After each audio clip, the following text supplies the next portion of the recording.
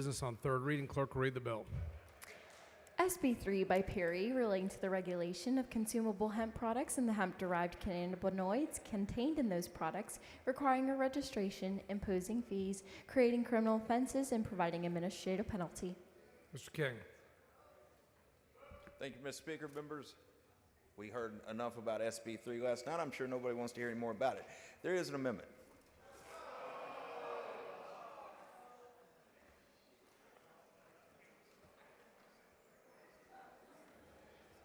Following amendment, the clerk will read the amendment.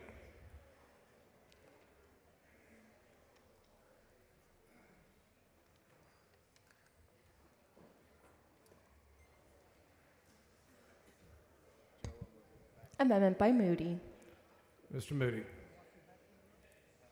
Thank you, Mr. Speaker, members. And I won't belabor this. I've talked to Chairman King about it. Senator Perry is aware of this amendment as well. This has to do with the penalties for adults. Right, if we're going to do a ban, there's a lot of this stuff that's out there right now. People can have in their glove compartment. They're going to have it in their office. They're going to have it on their desk on the floor. And you don't want to, JM knows. And so it's, sorry, I appreciate the levity, but the point is, you know, the enforcement of this needs to be stair-stepped. And so arresting someone right out for something that they bought at the corner store just a few months ago before this went into effect is really not the right way to stair-step in. So what we're going to do here with the adults is stair-step them the way we did with the juveniles as well. And so if they have successive convictions, they're going to be subject to jail, they're going to be subject to fines, but we're going to stair-step that up as this ban is implemented. And the amendment's acceptable to the author. Mr. Moody sends an amendment. It's accepted to the author. Is there objection? Is there? All right. There is objection. Record vote. Clerk, ring the bell. So Mr. King voting aye, Mr. Martinez Fisher voting aye, Mr. Moody voting aye. Have all members voted? Have all members voted? 107 ayes, 30 nays. The amendment is adopted. All right. Any member wish to speak on, for, or against? Ms. Wiener in opposition.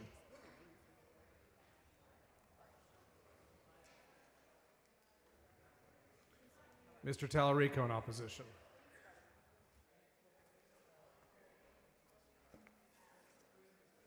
Thank you, Mr. Speaker.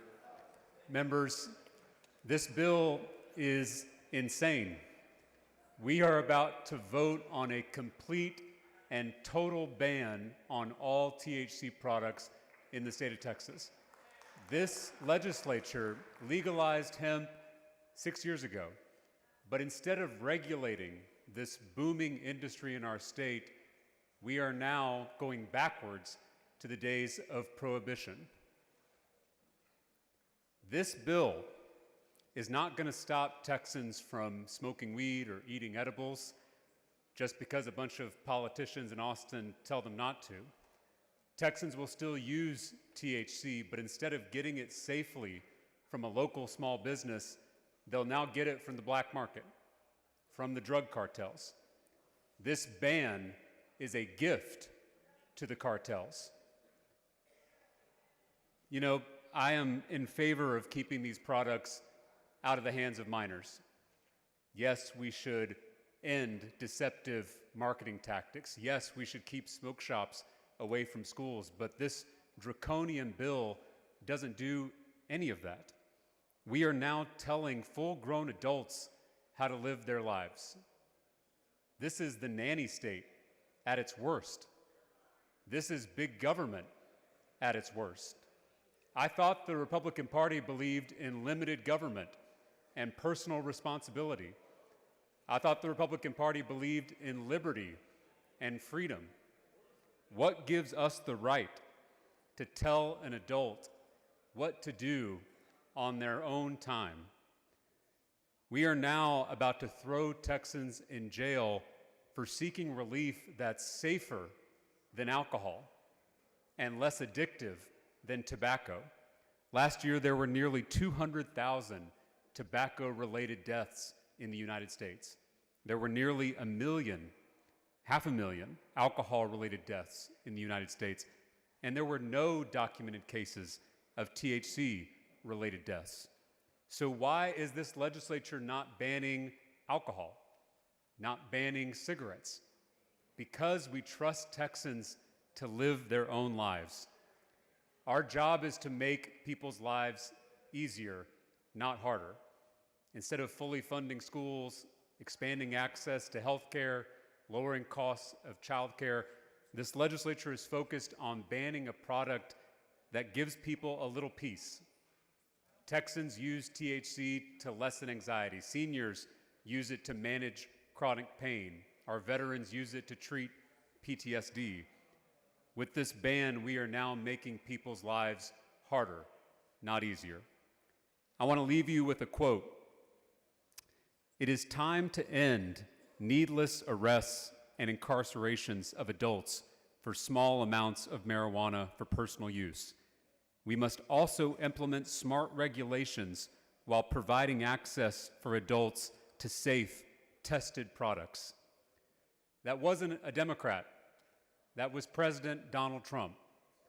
To my Republican colleagues, I'm asking you to oppose the cartels, stand with President Trump, and vote no on this insane bill.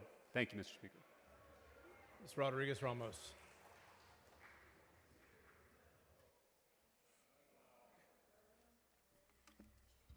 Good evening, everyone. Thank you, Mr. Speaker, members. I don't normally rise to talk about cannabis or THC, but I couldn't stay silent. Working Texans are watching right now. They've called your offices. Go anywhere on social media and you'll see it. You'll see what they're saying. People are pissed, and rightly so. Since 2019, Texans have had the freedom to manage their own pain and recreate safely with THC. We've seen the benefits across our state. Small businesses in big cities and small towns have thrived because of their ability to offer a low concentration version of a product that's already legal for 74% of Americans. Every single one of those small businesses will shut their doors if we pass this bill. One of my constituents, Jennifer, a single mother and an owner of a hemp business in Garland, has no idea for the first time in her life how she will pay her mortgage, what she'll tell her employees, what she'll tell her children when she has to close the doors as a result of this ban. Working families will be hit even harder. We live in a state that is, because of our policy decisions, the highest uninsured state in the nation, because we have chosen not to expand Medicaid, leaving millions of working poor without health care. And as we watch Donald Trump and Republicans in Washington right now, this very second, pushing their big, beautiful effort to strip away for millions more, we know that it's only going to get worse for Texas families. It is because we live in a state that has chosen to cast aside the sick and the poor, that working families have to self-medicate, and thank God they have THC available to medicate because we're living through an opioid crisis. But what we're saying with this ban to those families is we don't care about you. You're on your own. We won't give you the care you need, and we'll ban you from making your own decisions and having the tiniest shred of relief. To my Republican colleagues, this is a bipartisan issue. There are 322 pages of testimony online right now for many of your districts. Don't take my word for it, but these are a couple of quotes. Leah from Liverpool in Southeast Texas testified, "This essentially guts medical cannabis, turns good people into criminals, and brings grave harm to innocent people. These products will become unattainable, and my disability will only increase. This is wrong. The people of the state have made their voice clear, but it has become obvious our government is no longer conservative, and Texas has become a nanny state." Or Jill from Marfa in West Texas testified, "My mom was born and raised in Texas, and so I decided to open my first business in Marfa. My store employs 2 people full-time locally. As you know, good jobs can be difficult to come by in Texas. Over the last year, I've invested about $300,000 directly into West Texas to open this small business. If SB3 is passed, I will have to close my store in Marfa and move my hemp business to another state. Texas jobs will be lost, and Marfa, a community with about 1,600 residents, will get another empty storefront. Now to my Democratic colleagues, the same is true. Our grassroots supporters are watching closely, possibly more closely to this than most else we've done this session. We've heard a lot of talk from the other side of the aisle about the Republican platform, but our platform, which dozens of Texas Democrats poured hours of blood, sweat, and tears to draft, explicitly calls for the legalization and regulation of cannabis. If you vote for this bill, you're in direct opposition to our platform and our values. So the grassroots are watching, and let me be clear, they will remember this when primary season comes around next year. This is a simple vote, members. Texas businesses do not want a ban on THC. This is a ban on 50,000 jobs held by working families across the state. It's a ban on $8 billion in annual tax revenue. This is a simple vote, members. Texas families do not want a ban on THC. They don't want a return to prohibition, they don't want a nanny state, and they don't care about individual deals that we may have cut in exchange for votes on this bill. From rural Lubbock to the city of Dallas, Texans want the freedom to live their lives how they want, relax the way they want, and self-medicate safely the way they want. Texans are watching, Texans will remember, listen to them. Please join me in opposition to this bill. Thank you. Ms. Gonzalez.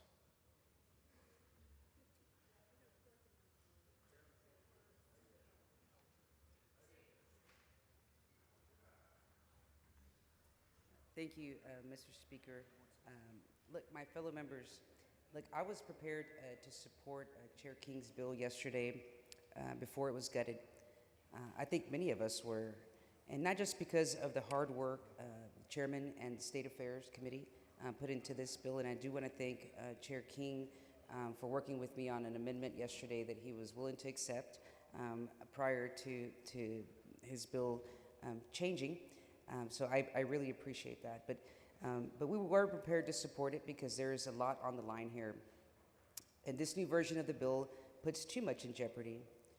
An all-out ban of a consumer product done hastily via late-night legislating isn't the type of transparency that we should necessarily be proud of. And it's certainly not what our constituents expect of us. Texas deserves better than this bill. Our state's ability to compete with our neighbors in an emerging market just sank. This means the innovation, the investment, the human capital, and the hard work that went into building this industry will be gone very soon. That doesn't sound like Texas to me. And again, Texans deserve better than this bill. There were many businesses that self-regulated when this legislature failed them because we have more ethical small business owners in the hemp industry than unethical ones. A stellar example of one of these business owners who have self-regulated up until this point is the Velez family from my district. They operate Oak Cliff Cultivators, which is a family and veteran-owned business. In the absence of regulation, they self-regulated because they knew their business owed a responsibility to the community they served. That's what responsible business owners do. So while some folks have used this issue and debate to demonize the hardworking people in this industry, I want to make sure that it isn't lost on all of us here that there are ethically owned and operated businesses that just want to do right by their communities they serve. And not those business owners are having hard conversations to determine how they're going to move forward. Look, and I'm just going to plug in here that I was just having a conversation with my mouth fellow that we have gotten so many phone calls by constituents since last night of folks crying because they're about to lose their job and they don't know what they're going to do next, and that's heartbreaking. Tens of thousands of jobs will be slashed and made illegal very, very soon. And this means thousands of Texas families will take a major financial hit. This means vacated storefronts will now turn into eyesores. Your constituents will remember the storefront that used to run in that vacant building, but soon it's going to serve as a premium loitering zone where kids can really get into trouble. That doesn't sound like Texas to me, and again, Texas deserves better. This means self-medicating will happen in the shadows for those who can't afford quality health care that that all of us here benefit from. Instead of folks being able to purchase hemp from a licensed, inspected, legally compliant retailer when they're suffering from chronic pain but can't afford to see a doctor, they will turn to what is accessible and cheap, like counterfeit and stolen opioids sold on the street, with a higher likelihood of it being made with traces of fentanyl. Something that this body has talked about trying to eliminate here in the state. Again, this is not what Texans deserve. This means too the overcriminalization of people who possess hemp products with any amount of THC.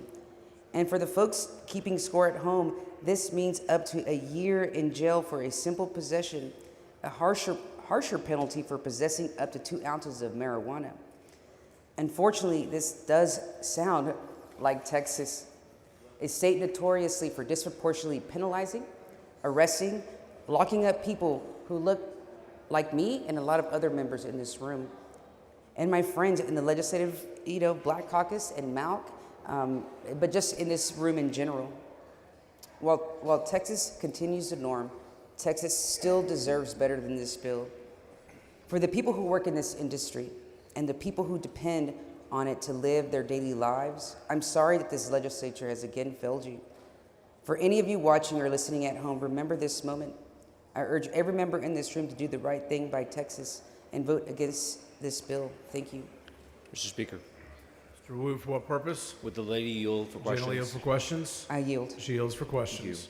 Ms. Gonzalez, did you know that in the last 5 years, there's been thousands of stores opened around the state to sell the product that is now currently legal?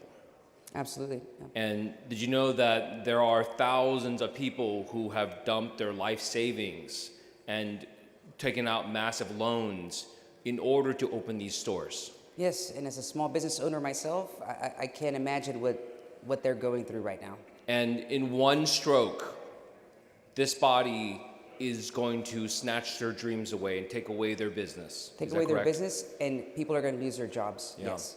And if people lost their life savings, lost their business, or lost their jobs, if they're angry, do you think a good thing for them to do would be to run for office? I would hope so. Thank you. Thank you. Ms. Garcia. Ms. Jones.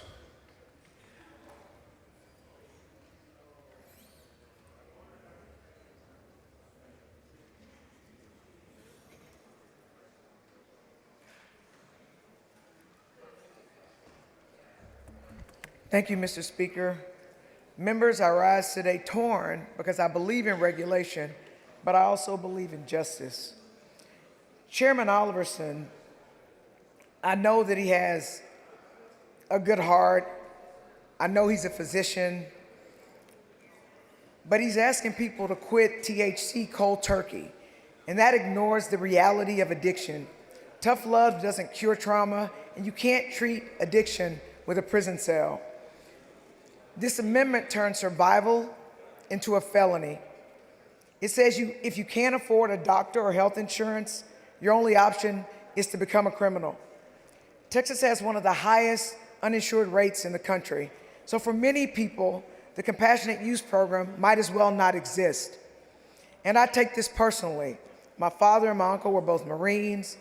They both served this country. They came home different and both died by suicide. PTSD killed them, the system failed them. And now we're doing it again. We, the Texas legislature, opened the door to medical cannabis, and now we're slamming it shut. We created this space, and now that it's complicated, we're choosing punishment instead of progress. And let's not forget, thousands of Texans started businesses because the state of Texas invited them to. We helped create an economy around hemp and low THC products, and now we're saying, never mind, we're closed for business. That's just unfair, and it's devastating. Regulation saves lives.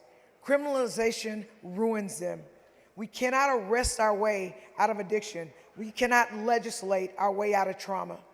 And I want to be clear, The calls, emails, and messages to my office have been overwhelmingly against a total ban. I believe my constituents in House District 147 are not outliers.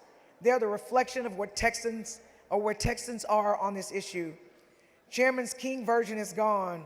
This is what's left, and it's nearly a total ban. I'm asking you to vote no. Vote no on the criminalization of pain. Vote no on turning the poor and sick into felons. Please vote no. Thank you. Mr. King to close.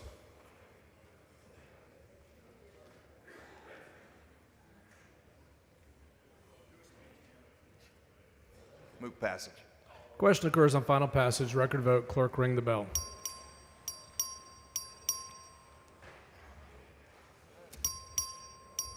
Have all members voted?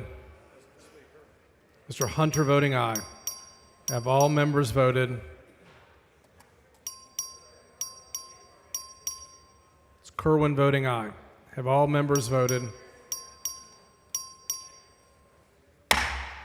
87 ayes, 54 nays. Senate Bill 3 is finally passed.